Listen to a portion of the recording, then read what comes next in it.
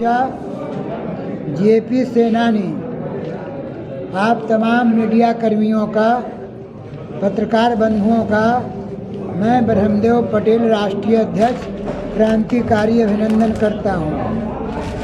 आ रही है आवाज़? ठीक है। आंदोलन के तकरीबन 50 साल हो गए हैं। हम लोग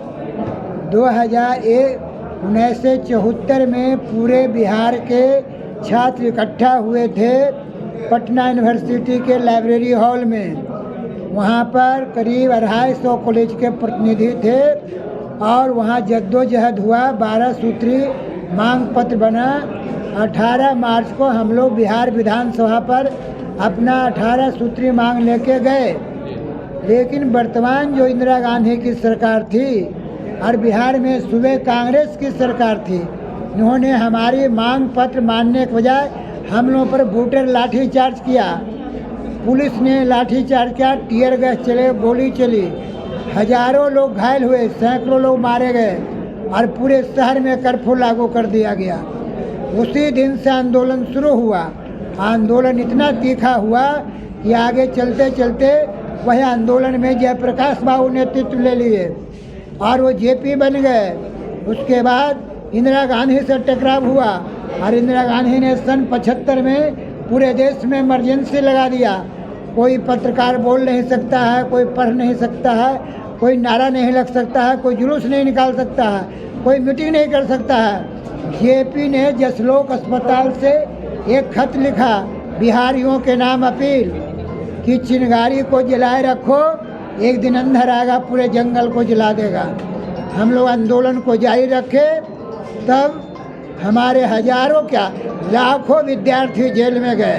पूरे हिंदुस्तान को आप देख सकते हैं, उत्तर में कश्मीर है और दक्षिण में कन्याकुमारी है, पूर्वांचल में त्रिपुरा है, नागालैंड है और पश्चिम में कच्छ की, ये जो भारत की मानचित्र है भारत माँ का, पूरे देश में आंदोलन तेज हो गया और इंदिरा गांधी से हलोरे ले लेगा। इंदिरा गांधी ने 25 जून की आधी रात को, उन्हें 26 जून को एक काला अध्यादेश जारी किया, इमरजेंसी लागू कर दिया कि इस आंदोलन से देश को खतरा है। और लाखों लोगों को, जितने भी विपक्ष के नेता थे, मोरारजी देसाई, चरण सिंह, कर्पूरी ठाकुर, रामविलास, जितने सबको जेल में बंद कर दिया। हम विद्यार्थियों को जेल में बंद कर दिया गया। पटना में या पूरे बिहार, हिंदुस्तान में, दिल्ली में हॉस्टलों, लॉजों को खाली किया गया। वह पूरा विद्यार्थियों का आंदोलन था। 12 सूत्री मांग हम लोगों का था। फिर इंदिरा गांधी को समझ में आया, उन्होंने 77 में 21 मार्च को इमरजेंसी वापस लिया। चुनाव हुआ इस देश में, तो कांग्रेस पार्टी और भारतीय कम्युनिस्ट पार्टी उसके साथ वह सुन पर आउट हो गया। एक मिनट। और पूरे देश में जनता पार्टी की सरकार बनी, मोरारजी देसाई प्रधानमंत्री हुए, बिहार में मरहूम कर्पूरी ठाकुर। लेकिन जो हम आंदोलनकारी थे उनके लिए कर्पूरी ठाकुर भी कुछ नहीं किए। उसके बाद यहाँ आए राम सुंदर दास, उन्होंने कुछ नहीं किया।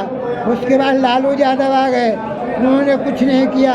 उसके बाद राबड़ी देवी आ गए, उन्होंने 2005 में यहाँ दूसरी सरकार बनी। ये नीतीश कुमार, लालू यादव भी आंदोलन में थे, नीतीश कुमार भी आंदोलन में थे। ये हमारे सब मित्र हैं। 11 आदमी की हम लोग की स्टीयरिंग कमेटी थी। हम ब्रह्मदेव पटेल उस स्टीयरिंग कमेटी के ही मेंबर हैं। ये कहा उधर हल्ला कर बंद करो कहीं, तो ये पिछले को उन्होंने नहीं माना। नीतीश कुमार ने सूद लिया कि जो इमरजेंसी में जेल में थे या जो भूमिगत थे उनको हम सम्मान देंगे। तो हम लोगों ने आपस में बैठक किया। हम थे भवेश जी, छोटन सिंह, यार लोग यहीं हाईकोर्ट के मजार पर गंदा में बैठे 2005 में, और हम लोगों ने राय बनाया कि नीतीश कुमार को चल के हम लोग को कहना चाहिए कि सम्मान के मतलब क्या होता है। आप हिंदू हो या मुसलमान, सिख हो या ईसाई, सम्मान के मतलब होता है उनको कुछ आपको दर्द देना होगा।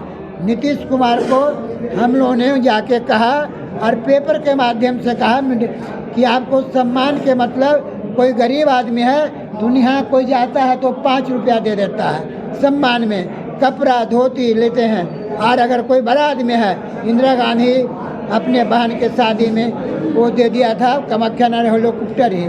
तो बाद में नीतीश कुमार ने एक 5 आदमी की कमेटी बनाई और तब तय हुआ कि 6 महीने से जो ज़्यादा जेल में हैं, मिसा में या डीआर में, उनको हम 2,500 रुपया देंगे, और जो कम हैं उनको उनसे ज़्यादा हैं 5,000 देंगे, लेकिन भूमिगत को कुछ नहीं दिया। तो हम लोग आंदोलन तेज रखे, संपूर्ण क्रांति मोर्चा के नेतृत्व 2014 में कैबिनेट ने फैसला लिया कि जो बिहार में भूमिगत हैं उनको हम ताम्रपत्र देंगे। हम इस मंच से नीतीश कुमार से मांग करते हैं कि आप 10 साल हो गया, 14, 10, 24, 10 साल में क्या आप ताम्रपत्र नहीं दे सकते हैं? अभी तक ताम्रपत्र नहीं दिया। लेकिन संपूर्ण क्रांति मोर्चा का मांग है कि भूमिगत हो या जेलबंदी हो, दोनों को एक समान बिहार सरकार 25,000 रुपया दे। दूसरा, नरेंद्र मोदी से मांग है साथी कि 2016 में हम लोग राजगिरी में सम्मेलन किए थे, हम लोग 5 आदमी दिल्ली गए थे, यही रविशंकर ने टाइम दिलाया, दोस्त हैं, वो भी आंदोलनकारी हैं। नरेंद्र मोदी से हम लोगों ने 3 बातें रखी कि प्रधानमंत्री जी पूरे देश के आपातकालीन विरोधियों को आप सम्मानित करें, उनके परिवार के सदस्य को नौकरी दें, और जो सिताब दियारा में गांव में जेपी का घर है, जो लोकनायक थे, उनके घर को आप बढ़िया से माने एक बना दीजिए। जो शहर में बहुत सा बंद, तो वो तो तुरंत रूढ़ी प्रताप को बुलाए और 5 करोड़ रुपया दिला दिया। वहाँ 3 आदमी की कमेटी बनी, तीनों भाजपा के एमपी थे बिहार से, उसमें आर.के. सिन्हा थे, और उसमें एक चेयरमैन था यहाँ से चंद्रशेखर बाबू जीते थे, बलिया से, वहाँ कौन थे, बलिया वाले थे। और लेकिन जो 2 मांग था कि जेपी सेनानियों को या आपातकालीन विरोधियों को सम्मान दें, उनके परिवार को नौकरी दें, उस पर मोदी जी ने 16 से भी जोड़ लीजिए 24, 9 साल हो गया। हर मीटिंग में मोदी बोलते हैं इमरजेंसी गलत है, गलत है।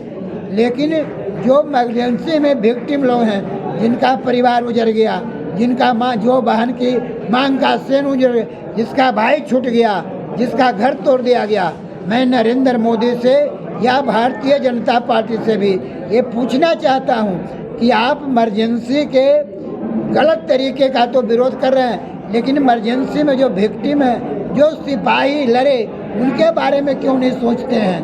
और भाजपा के कोई नेता भी नहीं बोलता है, जबकि सबसे ज़्यादा पैसा आरएसएस का होगा। आरएसएस भी आंदोलन में था, हम आरएसएस के भी एक नेता को यहाँ बुलाए हैं, मोहन सिंह आंदोलन में था, वो संघ चालक हैं बिहार के, अभी तक आए नहीं हैं।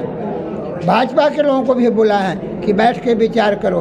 तो साथ ही मेरा कहना यही है कि हम लोग यहाँ पर अभी सम्मेलन कर रहे हैं, 2 बजे तक करेंगे, 2 बजे के बाद विचार गोष्ठी करेंगे, 4 बजे यहाँ से जुलूस निकालेंगे, आर ब्लॉक जाएंगे, वहाँ से जेपी गोलम्बर जाएंगे, इनकम टैक्स माला चढ़ाएंगे, वहाँ से 5 साथी 10 सूत्री मांग पत्र है, वो हम सरकार को दे देंगे। नहीं, वो पर्चा है हमारे यहाँ, बयान हम आप लोग